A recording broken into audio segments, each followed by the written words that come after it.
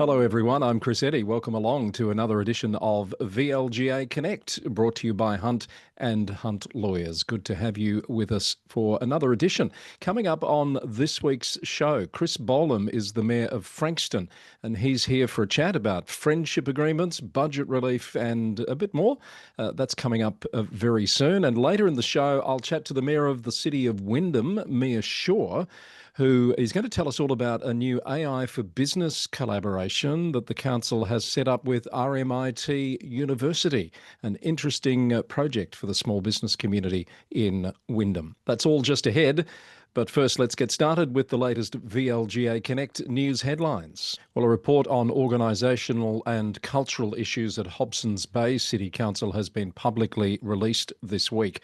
The Listening and Support Process report summarises feedback gathered from 138 council staff members, detailing their experience of a culture of distrust, fear, bullying and systemic dysfunction. The report makes 23 recommendations for an action plan to address the organisational issues.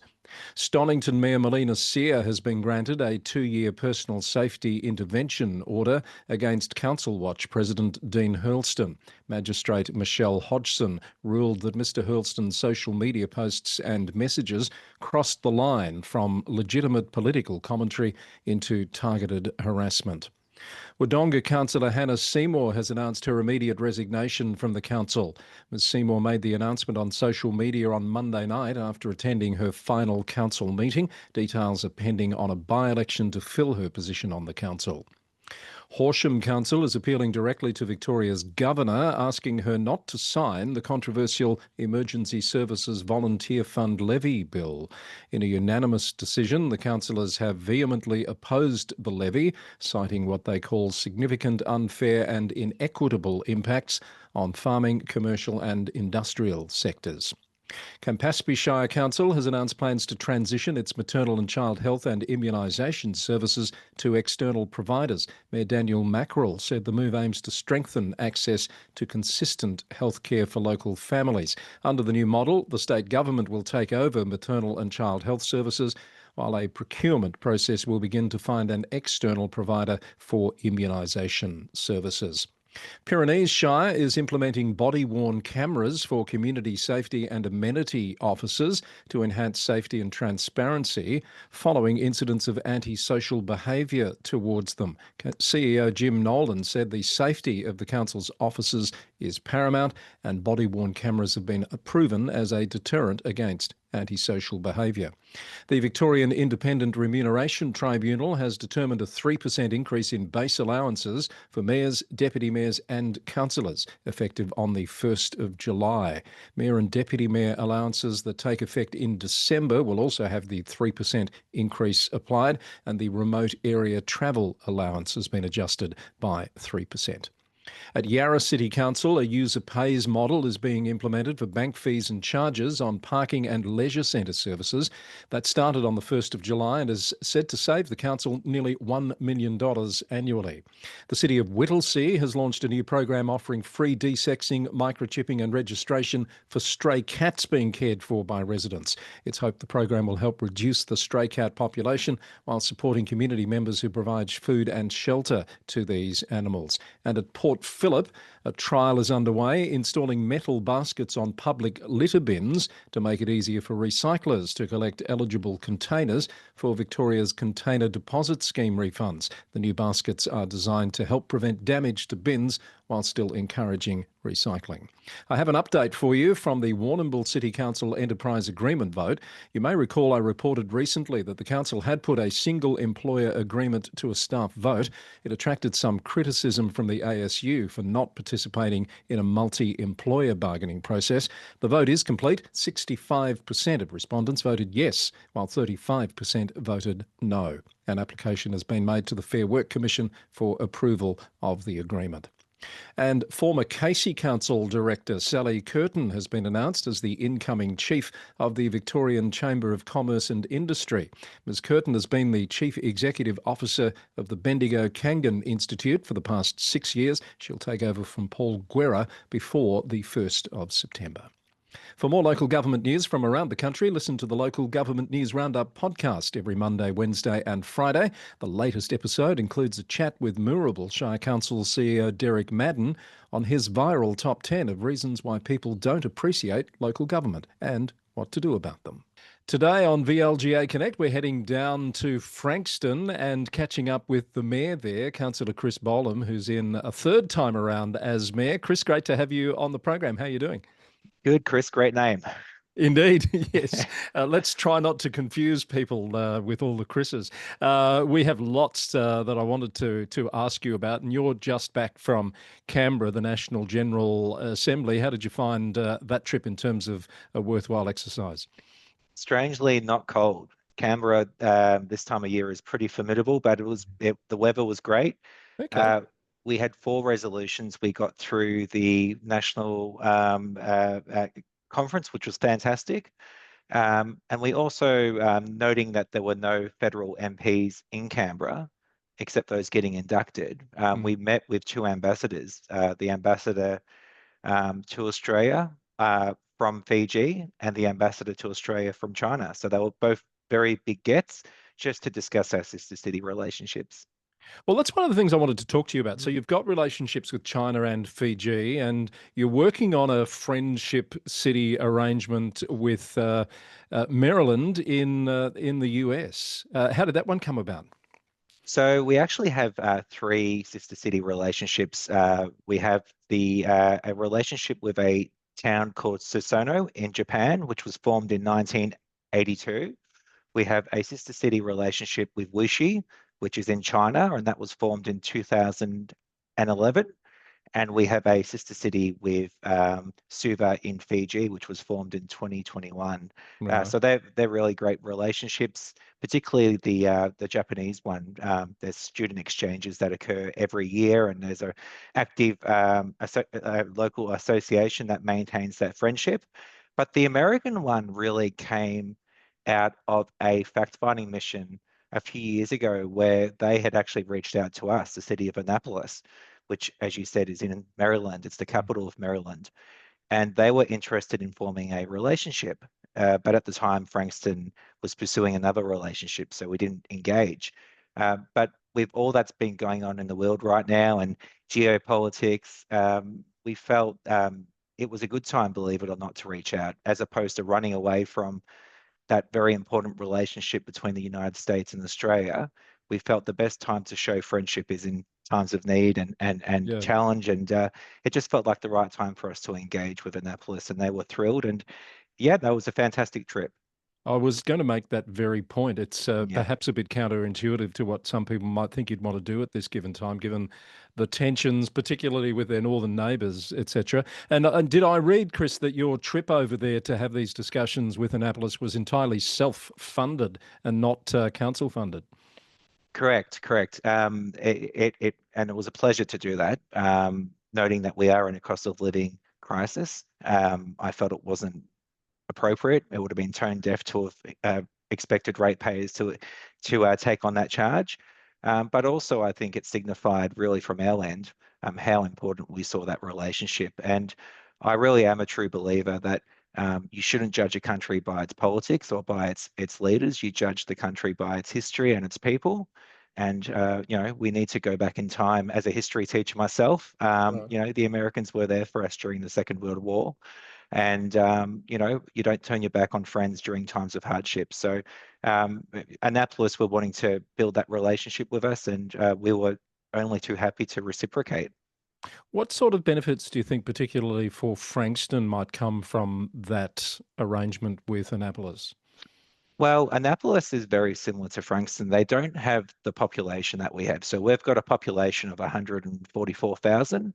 I think their population is only around 50,000. But um, apart from that, coastally, they're very similar to us. They are the capital to Maryland, so it's I guess, the hub of that state. Mm. Um, Believe it or not, it's not Baltimore; it's actually Annapolis, which is the capital. Yeah. But they also have the U.S. Naval Academy, so there's some enormous synergies there. I guess we have the Cerberus base up in the Mornington Peninsula, which is next door to Frankston. So there are synergies there, but I think tourism, if you look at tourism, there are touristic opportunities, but also potentially what I spoke about earlier, school exchanges and education exchanges as well. So you start these relationships by symbolically forming it, and then you see what tentacles come out of that. So Yeah. we'll see.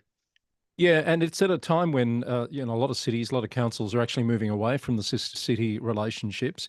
With the talk that with the internet, this information age, there are other ways to make connections. How do you see it working in future? I think you've already got a return trip planned, have you not?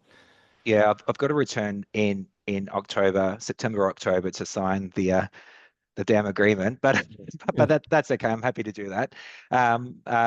It's a beautiful city, by the way, so it's fine by me. But I, Mm. I think you're right. I think there is definitely a move away from the traditional sister city model.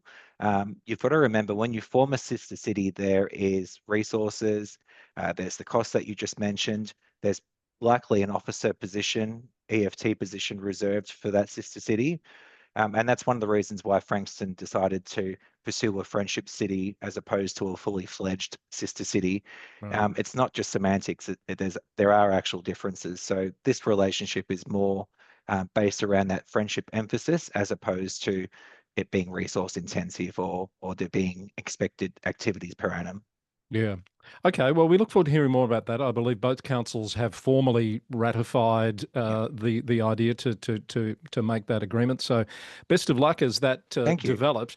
Well, talking about cost of living pressures that you mentioned there, you've adopted your budget at Frankston, and it's one of those rare budgets that's got some universal kudos around the place for some of the measures that you've taken, particularly to address this issue of the financial hardships that residents find themselves in at the moment. Can you tell us a bit about the process you've gone about here to deliver this outcome? Well, I think, referencing the backdrop of America, Mm. there's been this big Doge push towards efficiencies and probably, in my opinion, somewhat too harsh. Mm. So we decided to go in a different direction as a council and said, okay, like our community is hurting. We're in an inflationary economic environment. We need to give back to our residents.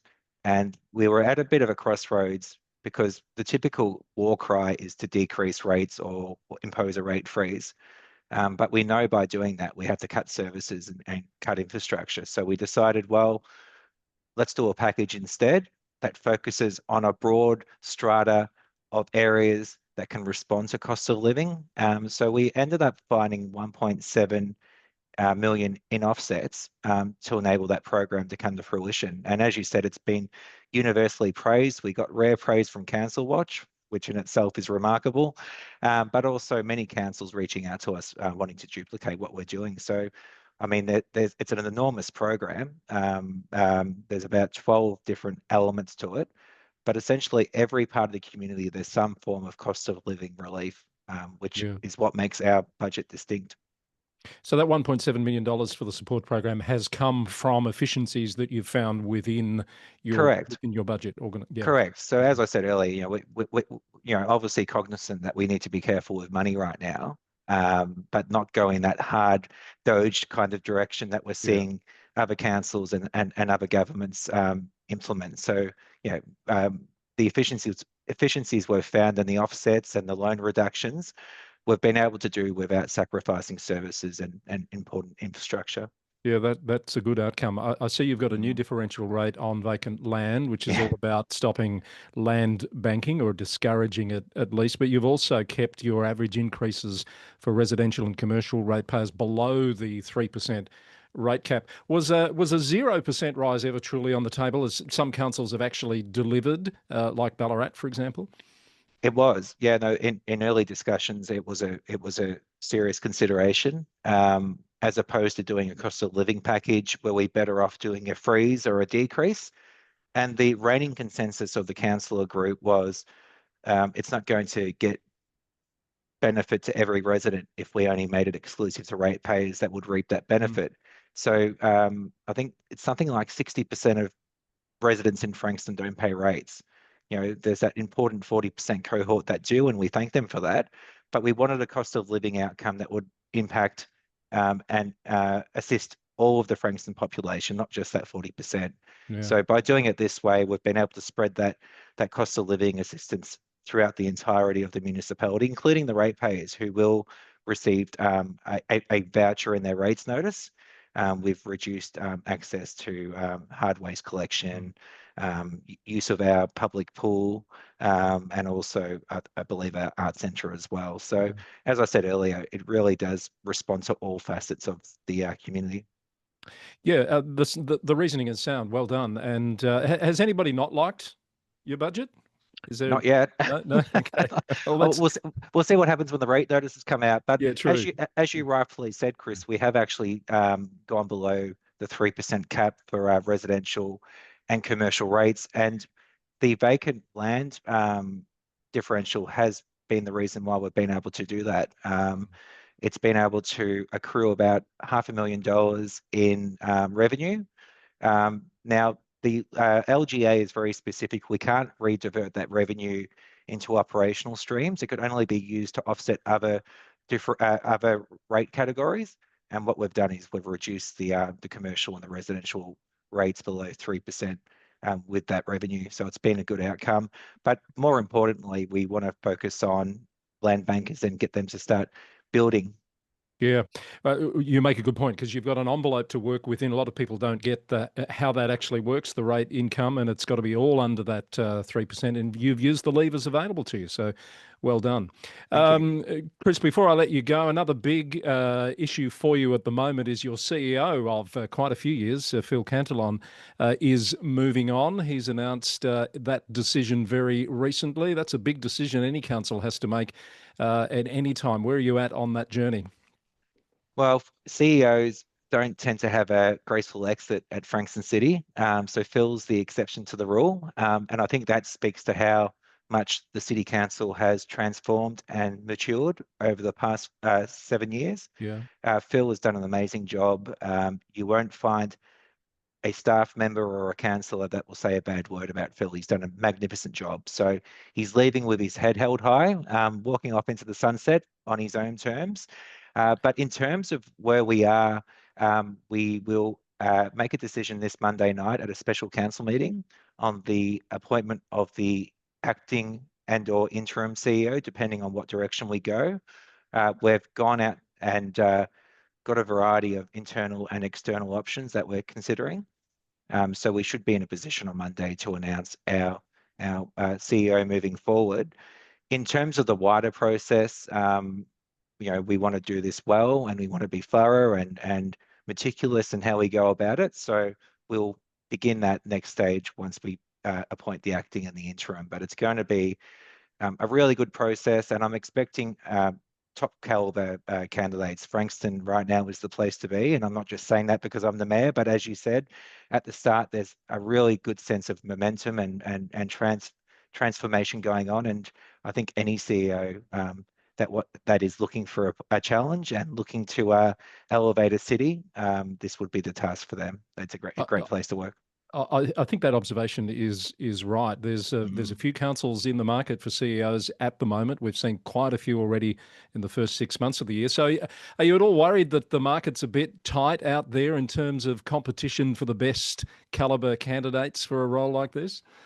Not at all. And I'm not being braggadocious or arrogant, but I've already been approached by a number of very high quality candidates, and that's through informal channels. Yep. I'm expecting the market sounding to come back with a very optimistic impression of who's out there. So no, I'm very excited. Excellent. All right. We'll look forward to seeing how that all pans out, and we'll announce on the roundup next week who you're going to have sitting in the chair for the time being when you make that decision. Chris, That's great to great. chat with you. Pleased to meet you and have you on for the first time. Let's hope it's not the last time. All the very best with the work that you're doing there. Likewise. Thank you, Chris. That's Cris Bolam, the Mayor of the City of Frankston, with us here on VLGA Connect. Still to come today, Mia Shaw, the Mayor of Wyndham, is here to talk about an AI for Business initiative that's getting underway in that council area. But first, a plug for an upcoming Global Executive Live panel. The VLGA and LGIU are partnering once again on a panel which will happen on the 22nd of July from 5:30 to 7 p.m. The panelists on the topic of building the local economy include a commissioner from the Australian Productivity Commission, the CEO of Third Life Economics, and a manager from Mount Alexander Shire Council. Dr. Angela Jackson, David Marlowe, and Merrin Tinkler will explore the role of local government in economic growth. The panel is free for VLGA members and alumni, $60 for non-members, and you can visit the VLGA website to find out more and register your place. Well, something that caught my eye recently was this innovative new partnership between the City of Wyndham and RMIT University, helping local businesses transform what they do through generative AI. Who better to tell us about this new initiative than the Mayor of Wyndham, Councillor Mia Shaw. Hello, Mia. Hello, Chris. Thanks for having me. Lovely to have you here. How are things in Wyndham at the moment? Things are good in Wyndham. There's always plenty of things going on. You know, when you're a big municipality, we've just finished, we just striked our budget for Yep. the upcoming financial year, and you know, our obviously our council plan and some other documents, strategic documents. So busy time, but Yes. it's a great time in Wyndham. Excellent. So tell me about this initiative where local businesses will benefit from this partnership that you've set up with RMIT University. Yes, it's a great partnership. We're very excited by it. It's out in our Spark Innovation Hub, which is in the East Werribee precinct, and 12 businesses will get the opportunity to participate in this RMIT partnership that we've got going, so they can understand more about AI and how AI can assist their businesses across probably a whole range of things that they'll be able to do, and working with some important people at RMIT that know this stuff like the back of their hand, and share that wisdom with our local businesses. Is the big thing here that they'll get access to resources, technology, perhaps thinking that they wouldn't normally be able to plug into? Yeah, that's right, Chris. Absolutely, they would. And, you know, having someone with that experience come along and share, you know, that learning and to teach them what to do. I'm sure they've got, you know, problems in their business that AI might be able to assist them with. And that's what the partnership is for, you know, to help our small businesses. We've got 32,000 small businesses in Wyndham. So having this opportunity, I know it's only 12, but to see how that the partnership goes, is we're looking to set up hopefully like an RMIT AI hub, you know, Right. with Wyndham out at our Spark Innovation Hub, so we can share that and do more across, you know, our local economy and for our businesses as well. Yeah, I was going to ask you that. As you say, more than 30,000 businesses, only 12 get to participate in this. Are you treating it as a trial that can be expanded upon in future potentially? Yeah, absolutely. So we're looking at seeing how that will go and how that works. And obviously our businesses will give us feedback on how they thought, you know, the program went, and then what we can be doing to either, you know, expand that or change that, but certainly to broaden it out, you know, across for our businesses, across our municipality, you know, and supporting them as well as, you know, small business at the moment. I think it is a difficult time for many small businesses in the, you know, in the current sort of economic climate, and being able to partner with them and work with them and give them these skills and that knowledge, you know, we're very proud to be doing that. I know RMIT is very excited by it as well, you know, for the opportunity, and I can't wait to see how the program goes and getting feedback, you know, from our businesses that have participated. How do you expect these 12 businesses will be selected? Is it an application process and then An some sort of, application process, they can go to our website, and I think 12 businesses selected to participate. It's being held between October this year and I think through till May next year. There's a link on our website that you can go to, and people can go and have a look and get some more information about that. Are you expecting any particular types of businesses might be more attracted to this than others? Any particular industries or fields?